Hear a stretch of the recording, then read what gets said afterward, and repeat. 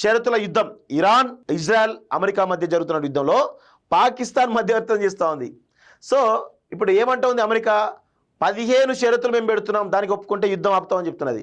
15 మీరేంద్రపై పెట్టేది, మేమే 5 షరతులు పెడుతున్నాం, దానికి ఒప్పుకుంటావా లేదా, అప్పుడే మేము యుద్ధం ఆపేస్తామని చెప్పేసి ఇరాన్ చెప్తుంది.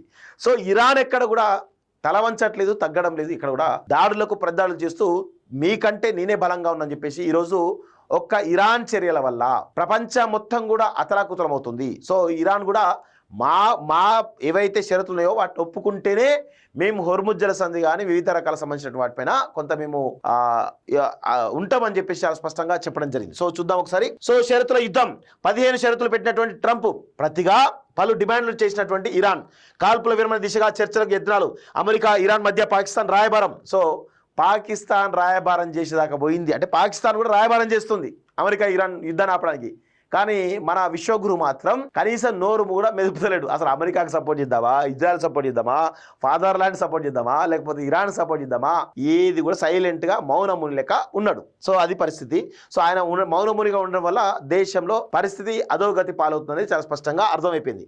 సో అనుశుద్ధ నిలిపివేత, హోర్ముజ్ తెరవడం సహా పలు షరతులు ప్రతిపాదనలతో ట్రంప్ ప్రణాళిక, పాక్ ఆర్మీ చీఫ్ మునీర్ ద్వారా ఇరాన్కు జాబితా, పశ్చిమాసియాలో అమెరికా స్థావరాల ఎత్తివేత, పశ్చిమాసియాలో అమెరికా స్థావరాల ఎత్తివేత, ఆంక్షల తొలగింపు వంటి డిమాండ్లు చేసినటువంటి ఇరాన్, హోర్ముజ్ దాటడానికి ఫీజు వసూలు ప్రతిపాదన అంటూ చూస్తాను. సో వాళ్ళు చాలా స్పష్టంగా 5 ప్రతిపాదనలు చేస్తున్నారు ఇరాన్, దానికి ఒప్పుకుంటేనే యుద్ధం ఆపుతాం, లేకపోతే లేదు అని చెప్పేసి చెప్తా ఉన్నారు. సో తలవంచిన ట్రంప్, నెతన్యాహు ఒత్తిడితో యుద్ధంలోకి, ఖమేనీ హత్యతో ఇరాన్ కూలుతుందని అంచనా, తలకిందులైనటువంటి వ్యూహాలు, అనూహ్యంగా ఇరాన్ ఎదురుదాడి, గల్ఫ్ దేశాలకు విస్తరించినటువంటి యుద్ధం, హోర్ముజ్ మూసివేతతో యావత్ ప్రపంచంపై ప్రభావం, సో అమెరికాలో పెరుగుతున్నటువంటి నిరసనలు, గత్యంతరం లేక వెనక్కి తగ్గినటువంటి అధ్యక్షుడు అంటూ చూస్తాం. సో అమెరికాలో అన్ని చమురు, ఇప్పుడు పెట్రోల్, డీజిల్, గ్యాసు, లేకపోతే మన రోజువారీ అవసరాలకు సంబంధించినటువంటి వస్తువులు ఏవైతే ఉంటాయో అవన్నిటిపైన కూడా 100% రేట్లు పెరుగుతూ ఉన్నాయి అక్కడ అమెరికాలో. సో ఇప్పుడు ట్రంప్ ఖచ్చితంగా తలొగ్గాల్సిందే, పోయి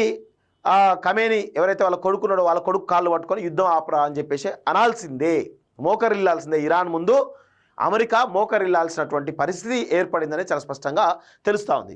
సో పశ్చిమాసియాలో కాల్పుల విరమణ అంశంలో షరతుల యుద్ధం మొదలైంది.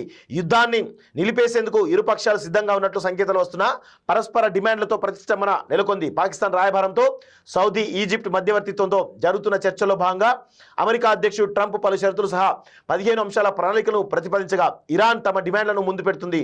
పాకిస్తాన్ ఆర్మీ చీఫ్ మునీర్ ద్వారా ట్రంప్ ప్రణాళిక ఇరాన్కు చేరినట్లు పాకిస్తానీ అధికారులు ఉటంకిస్తూ అసోసియేటెడ్ ప్రెస్ వార్తా సంస్థ కథనాన్ని ప్రచురించింది. మరోవైపు ఇరాన్ షరతుల సమాచారాన్ని చూడండి, షరతుల సమాచారాన్ని అమెరికా బృందానికి చేరవేసినట్లు పేర్కొంది. ఇరు వర్గాల షరతుల్లో కొన్ని అంశాలు పరస్పరం విభేదించడం ఉండడంతో పరస్పరం చర్చలు ఎలా సాగుతాయి, కాల్పుల విరమణ జరుగుతుందా, ఎవరు వెనక్కి తగ్గేటువంటి అవకాశం ఉందన్న చర్చలు జరుగుతున్నాయి. సో ఇక్కడ ఇరాన్ 100% ఈ యొక్క డిమాండ్ల విషయంలో వెనక్కి తగ్గేటువంటి అవకాశం అయితే లేదు. తగ్గితే ట్రంపే తగ్గాలి తప్ప వేరే ఏం లేదు. సో ఇక్కడ ట్రంప్ షరతులు ఏమున్నాయి, అదేవిధంగా ఇరాన్ చేస్తున్నటువంటి షరతులు ఏమున్నాయో ఒక్కసారి చూద్దాము. సో ట్రంప్ 15 అంశాలపైన చెప్తున్నాడు చర్చల గురించి. సో ఒకటి, విస్తృత స్థాయిలో చర్చల కోసం 4 రోజుల పాటు కాల్పుల విరమణ. సో విస్తృత స్థాయిలో చర్చల కోసం 4 రోజుల పాటు కాల్పుల విరమణ. సో ఇది ఏంటంటే తాత్సారం చేయడానికి, ఎందుకంటే యుద్ధం ఇక డైరెక్ట్ ఆపితే ఇక బాగుండదు కదా అని చెప్పేసి ఈ చర్చల కోసం 4 రోజుల పాటు ఆపుతామని చెప్పేసి చాలా స్పష్టంగా చెప్పారు. అంటే 4 రోజుల వరకు యుద్ధం ఉండదు, కానీ చర్చలు జరుగుతాయని చెప్పేసి తర్వాత అది నీరుగారిపోతుంది. ఆ తర్వాత ట్రంప్ నేనే గెలిచా అని చెప్పుకుంటారు తప్ప ఏముండదు అక్కడ. సో ఇరాన్ అణ్వాయుధ కార్యక్రమాన్ని శాశ్వతంగా వదులుకోవడం, ఇరాన్లో అణుశుద్ధి నిలిపివేయడం, ఇప్పటికే శుద్ధి చేసినటువంటి యురేనియం నిల్వలను అంతర్జాతీయ అణుశక్తి సంస్థ IAEA అప్పగించడం. సో ఇరాన్లోని నతాన్స్, ఇస్ఫహాన్, ఫోటో అణు కేంద్రాలను IAEA ఆధ్వర్యంలో పూర్తిగా ధ్వంసం చేయడం, హోర్ముజ్ జలసంధిని నిరంతరం తెరిచి ఉంచడం, పశ్చిమాసియాలోని పలు దేశాల్లో మిలిషియా కార్యకలాపాలు ఆపేయడం, వివిధ సాయుధ గ్రూపులకు మద్దతు నిలిపేయడం, బాలిస్టిక్ క్షిపణుల సంఖ్య సామర్థ్యంపై నియంత్రణ, బాలిస్టిక్ క్షిపణుల సంఖ్య సామర్థ్యంపై నియంత్రణ అని అంటున్నారు వాళ్ళు. అసలు అందులో వాటి విషయంలో నాకు తెలిసి వెనక్కి తగ్గేటువంటి ప్రసక్తి అయితే లేదు అనేది చాలా స్పష్టంగా అర్థమవుతుంది. కేవలం స్వీయ రక్షణకే క్షిపణులు వినియోగించడం పైన షరతులను ఇరాన్ అంగీకరిస్తే ఆ దేశానికి ఇచ్చే హామీలను ట్రంప్ ప్రణాళికలో పేర్కొన్నారు. ఇరాన్పై అన్ని రకాల ఆంక్షల ఎత్తివేత, ఇరాన్లోని బుషేహార్ అణు విద్యుత్ ప్లాంట్ సహా ఆ దేశ పౌర అణు కార్యక్రమానికి సహకారం, స్నాప్ బ్యాక్ ఆంక్షల విధానాన్ని ఎత్తివేయడం. ఒప్పందంలో ఇరాన్ ఏదైనా అంశాన్ని ఉల్లంఘిస్తే ఆ దేశంపై ఐక్యరాజ్య సమితి గతంలో విధించిన ఆంక్షలు ఆటోమేటిక్గా మళ్ళీ వర్తించే విధానమే స్నాప్ బ్యాక్ అంటూ చూస్తున్నాం. సో ఇరాన్ ఏమో దాదాపు 5-6 పాయింట్ చెప్తా ఉంది. ఇరాన్పై దాడులను వెంటనే పూర్తి స్థాయిలో నిలిపేయడం, భవిష్యత్తులో ఇరాన్పై ఎలాంటి దాడులు చేయబోమన్న గ్యారంటీ, దాడులతో ఇరాన్కు జరిగిన నష్టానికి తగిన పరిహారం చెల్లింపు, హోర్ముజ్ జలసంధిపై ఇరాన్ ఆధిపత్యాన్ని అధికారికంగా గుర్తించడం, ఈజిప్ట్లోని సుయాజ్ కెనాల్ త్వరలో హోర్ముజ్ దాటే నౌకల నుంచి ఫీజు వసూలు చేసుకునే వెసులుబాటు, ఇరాన్ బాలిస్టిక్ క్షిపణి కార్యక్రమంపై నియంత్రణలకు నో, గల్ఫ్ ప్రాంతంలో అమెరికా స్థానిక స్థావరాలు మూసివేత, లెబనాన్లోని హిజ్బుల్లా మిలిషియాపై ఇజ్రాయెల్ దాడుల నిలిపేత. సో ఈ అంశాలకు ఒప్పుకుంటేనే సో ఇరాన్ యుద్ధాన్ని మేము వెనక్కి తగ్గుతామని చెప్పేసి చెప్తా ఉంది. సో ఇరాన్ చేస్తున్నటువంటి డిమాండ్లకు ట్రంప్ ఖచ్చితంగా తొలగాల్సిందే, లేకపోతే 100% అంత ఈజీగా లేదు అనేది చాలా స్పష్టంగా అర్థమవుతుంది. యుద్ధం ఇంకా కొన్ని రోజులు దీర్ఘకాలికంగా కొనసాగేటువంటి అవకాశం ఉన్నది కూడా చాలా స్పష్టంగా తెలుస్తూ ఉంది.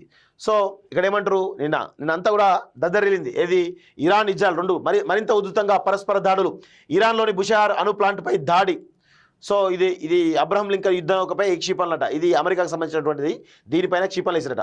అమెరికా వాహన యుద్ధ నౌక యుఎస్ఎస్ అబ్రహం లింకన్ పై ఇరాన్ క్షిపణులతో దాడి చేసింది. ఆ క్షిపణులు నౌకకు తగిలి నష్టం కలిగించారని పేర్కొంది. ఈ మేరకు ఇరాన్ అధికారిక టీవీ ఛానల్ ప్రెస్ టీవీ కథనం ప్రసారం చేసింది. అబ్రహం లింకన్ నౌక తమ నిఘా పరిధిలోకి వచ్చిందని, ఇది ఇరాన్ ప్రాదేశిక జలాలకు సమీపంగా వస్తే దాడి చేస్తామని ఇరాన్ నేవీ కమాండర్ అంతకుముందే హెచ్చరించడం గమనార్హం. అయితే ఇరాన్ క్షిపణుల ప్రయోగం గురించి కానీ లింకన్ నౌకకు ఏదైనా నష్టం జరిగిందా అనే అంశంపై కానీ అమెరికా నుంచి ఎటువంటి ప్రకటన వెలువడలేదు అంటూ చూస్తా ఉన్నాం. సో ఇక అమెరికా అయినా ఇజ్రాయెల్ ఏది దొరికితే అది వాళ్ళ పరిధిలోకి వస్తే దేన్నైనా నాశనం చేస్తున్నారు ఇరాన్, చాలా స్పష్టంగా అర్థమవుతోంది. సో ఇక్కడ చూడండి, కువైట్ అంతర్జాతీయ విమానాశ్రయంలో ఇరాన్ డ్రోన్ల దాడితో భారీ పేలుళ్లు జరిగాయి. ఇంధన ట్యాంకులు అంటుకొని భారీగా అగ్నికిల్లలు చెలరేగాయి. దట్టమైన నల్లటి పొగలతో ఆ ప్రాంతం నిండిపోయింది. విమానాశ్రయం పరిధిలో 4 చోట్ల మంటలు అంటుకున్నాయని, వాటిని ఆర్పేందుకు చర్యలు చేపట్టామని కువైట్ నేషనల్ గార్డ్ ప్రతినిధి మొహమ్మద్ అల్ గరీబ్ వెల్లడించారు అంటూ చూస్తా ఉన్నాం. సో ఇదొక పరిస్థితి. ఇరాన్ క్షిపణి దాడిలో ఇజ్రాయెల్లోని నెతన్యా పట్టణంలో విద్యుత్ వ్యవస్థలు ధ్వంసమై అంధకారంలో మునిగిపోయింది. ఇలాత్ నగరంలో పేలుళ్లు వినిపించాయి. మంగళవారం ఇరాన్ చేసిన దాడిలో 204 మంది గాయపడ్డారని ఇజ్రాయెల్ తెలిపింది. అంటే ఇజ్రాయెల్ పైన ప్రతీకారం ఇరాన్ తీసుకుంటోంది. సో ఇరాన్ పైన ఆల్రెడీ ఇజ్రాయెల్ తీసుకుంటే ఇజ్రాయెల్ పైన ఇరాన్ తీసుకున్నట్టుగా చాలా స్పష్టంగా అర్థమవుతుంది. సో ఇరాన్ రాజధాని టెహ్రాన్లోని ఆయుధాల ఫ్యాక్టరీ, సో అదేవిధంగా పలు మిలిటరీ స్థావరాలు ధ్వంసం చేసినట్టు ఇజ్రాయెల్ వెల్లడించింది. మొత్తం ఇరాన్పై ఇప్పటివరకు 15,000 బాంబులు వేసినట్టు ఇజ్రాయెల్ తెలిపిందట.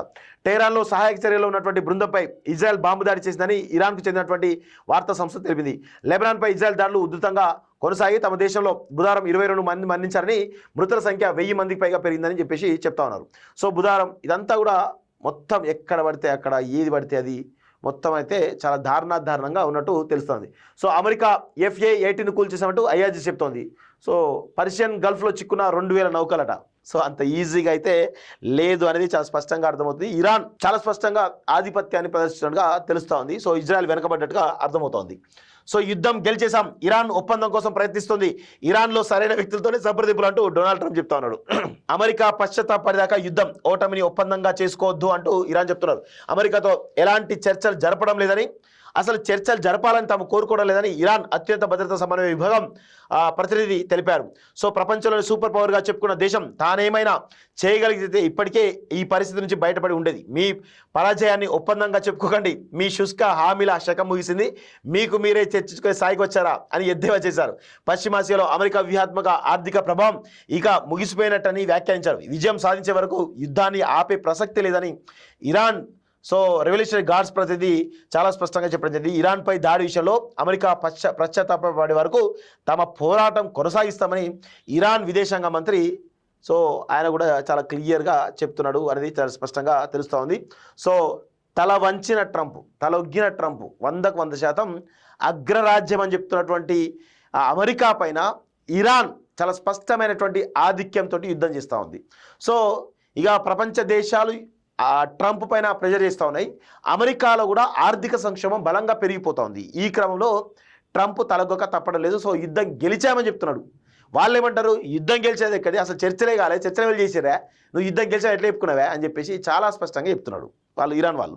సో ఇక్కడ చూడండి, తలకిందులైనటువంటి రెండు దేశాల వ్యూహాలు. సో అంటే అమెరికా ఇజ్రాయెల్ రెండు కూడా మేమే తోపులం తురుములం అనుకుంటాయి. సో ఆ రెండు దేశాలు కూడా మడత పెట్టి కొట్టింది ఇరాన్. అందుకు వంద కరెక్ట్ ఇది. సో ఇరాన్ను లొంగ తీసుకుంటామని ప్రగల్భాలు పలికినటువంటి అమెరికా అధ్యక్షుడు ట్రంప్ క్రమంగా వెనక్కి జారుకున్నారు. చర్చలు జరుగుతున్నాయని 5 రోజుల పాటు యుద్ధానికి విరామం ఇస్తున్నామని ప్రకటించారు. అయితే ఇరాన్ మాత్రం యుద్ధం మొదలైనప్పటి నుంచి ఇప్పటి వరకు తమకు అమెరికాకు మధ్య ఎటువంటి చర్చలు జరగలేదని, తాము చర్చలకు సిద్ధంగా లేమని స్పష్టం చేశారు. మొత్తం మీద ట్రంప్ మాటలకు విశ్వసనీయత లేదని, రోజుకో మాట మాట్లాడమే ఆయన తీరని మరోసారి రుజువైంది. ఏదేమైనా ట్రంప్ వెనక్కి తగ్గడం మాత్రం కాదనలేని వాస్తవం.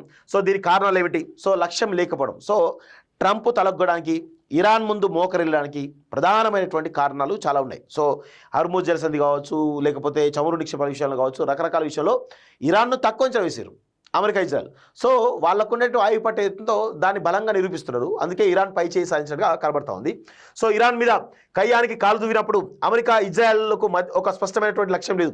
ఖమేనీ సారథ్యంలోని ప్రభుత్వాన్ని పడగొడతామని ఒకసారి, ఇరాన్ అణ్వాయుధాలను తయారు చేయకుండా చూడడం అని మరోసారి, ఇరాన్ నుంచి అమెరికాకు ముప్పు పొంచి ఉందని ఆ దేశం లొంగ తీసుకుంటామని ఇంకోసారి, ఇలా పూటకో మాట చెప్పారు.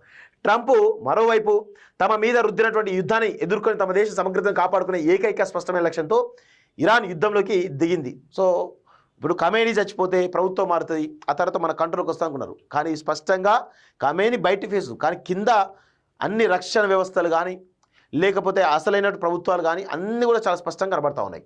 సో బెడిసికొట్టిన ఆలోచన. వెనిజులాలో అధ్యక్షుడు మదురో అధికారిక నివాసంపై దాడి చేసి రాత్రి కిడ్నాప్ చేసి అమెరికాకు తీసుకొచ్చిన ట్రంప్ ఇరాన్ మీద కూడా అదే ప్లాన్ అమలు చేయాలని భావించారు. ఇరాన్ సుప్రీం లీడర్ ఖమేనీ రాజధాని టెహ్రాన్లోని సైనిక పౌర ఉన్నతాధికారులతో సమావేశమైన తరుణంలో వారి మీద అమెరికా ఇజ్రాయెల్ అకస్మాత్తుగా బాంబుల కురిపించాయి. వారిని హత్య చేసి యుద్ధం ప్రారంభించాయి. ఖమేనీ హత్య తర్వాత అప్పటి వరకు ఉన్న అంతర్గత విభేదాలు, ప్రభుత్వం మీద ఉన్నటువంటి అసమ్మతిని కూడా పక్కన పెట్టి దేశ పరిరక్షణకు యావత్ ఇరాన్ ఒక్కటైంది.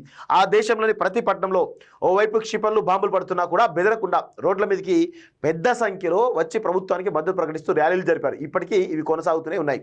సో ఊహకు అందనటువంటి, అంటే ఇరాన్ను అమెరికా ఇజ్రాయెల్ చాలా తక్కువ అంచనా వేసినాయి. సో ఈ వెనిజులా విషయంలో ఏ విధంగా అయితే జరిగిందో సేమ్ అదే రిపీట్ అవుతుందేమో. రిపీట్ అయితే మన కంట్రోల్లోకి తీసుకొచ్చి ఇరాన్ అని చెప్పేసి అనుకుని వ్యూహరచన చేశారు. కానీ అక్కడ పోయిన తర్వాత ఇరాన్ మొత్తం కూడా ఏకమైపోయింది. సో 100% వాళ్ళ ఆధిపత్యాన్ని ప్రదర్శిస్తూ వస్తూ ఉన్నారు. ఎక్కడ కూడా ఖమేనీ చచ్చిపోతే మొత్తం దేశ పరిస్థితులు మారుతాయి అనుకున్నారు. ఖమేనీ చచ్చిపోయినప్పటికీ కూడా దేశం అంతే పటిష్టంగా అదే విధంగా ముందుకు పోతుంది. ఆ ప్రభుత్వాలు కూడా స్పష్టమైన నిర్ణయాలతోటి, స్పష్టమైన ఇటు ఇజ్రాయెల్ తోటి అటు అమెరికా తోటి యుద్ధం కూడా చేస్తూ చాలా స్ట్రాటజికల్గా ఈ గల్ఫ్ దేశాల్లో ఉన్నటువంటి అమెరికా బేస్లపైన దాడులు చేయడమే కాకుండా, ఇటు ఇజ్రాయెల్ పైన దాడులు చేయడమే కాకుండా, అటు లెబనాన్ని తమకు అనుకూలంగా మార్చుకొని, హోర్ముజ్ జలసంధి అనేటువంటి అంశాన్ని కూడా అనుకూలంగా మార్చుకొని ఇరాన్ కొంత వ్యూహాత్మకమైన అడుగులతో ముందు వేసింది. కాబట్టి ఈరోజు ఇరాన్ చాలా స్పష్టంగా అగ్రరాజ్యం పైన ఆధిపత్యం కొనసాగుతున్నట్టుగా కనబడతా ఉంది. సో ఊహకందని ప్రత్యర్థి వ్యూహమట. ఇరాన్ బలాలేమిటి అన్నది సమగ్రంగా సమీక్షించకుండానే ట్రంప్ ఈ యుద్ధంలోకి దిగారు. అమెరికా సైన్య అధికారులతో సంప్రదించలేదు. ఇజ్రాయెల్ ప్రధాని నెతన్యాహు నేతృత్వంలోని శక్తివంతమైనటువంటి యూదుల లాబీ మాటలు విని ట్రంప్ యుద్ధం నిర్ణయం తీసుకున్నారని స్వయంగా అమెరికా ఉగ్రవాద నిరోధక విభాగం డైరెక్టర్ కెంట్ వెల్లడించి నిరసనగా పదవికి రాజీనామా చేశారు. గల్ఫ్ మొత్తానికి యుద్ధాన్ని విస్తరిస్తుందని ట్రంప్ నెతన్యాహు ఊహించి ఉండరు. ఇక హోర్ముజ్ జలసంధిని అడ్డుకోవడం ద్వారా ఇరాన్ తన వద్ద ఉన్నటువంటి బ్రహ్మాస్త్రాన్ని ప్రయోగించింది. దీంతో యుద్ధ ప్రభావం యావత్ ప్రపంచం మీద పడింది అంటూ చూస్తాను. సో యూదులు, సో ఇక్కడ మన దేశంలో మార్వాడీలు, గుజరాత్లో ఉంటే మార్వాడి కమ్యూనిటీ అనుకుంటాం కదా, మనకు మార్వాడి కమ్యూనిటీ ఏ విధంగా బలంగా ఉంటుందో సేమ్ అదే పరిస్థితి యూదులు. ప్రపంచవ్యాప్తంగా యూదులే కొంత డామినేషన్ ఉంటుంది. సో యూదులు ఎక్కడైనా కానీ ఎవరినైనా కానీ ఇన్ఫ్లుయెన్స్ చేయగలుగుతారు. సో అట్లా ట్రంప్ని ఇన్ఫ్లుయెన్స్ చేసరికి మొత్తం యుద్ధానికి రెడీ అయిపోయినట్టుగా అర్థమవుతోంది. సో ఎలాంటి కనీసమైనటువంటి వ్యూహాలు లేకుండా దిగడంతో అమెరికా ప్రపంచం ముందు నవ్వుల పాలైపోయింది. సో స్వదేశంలో కూడా తీవ్రమైనటువంటి నిరసన వస్తున్నాయట ప్రజల నుంచి. సో ఇవన్నీ కూడా కనబడతా ఉన్నాయి.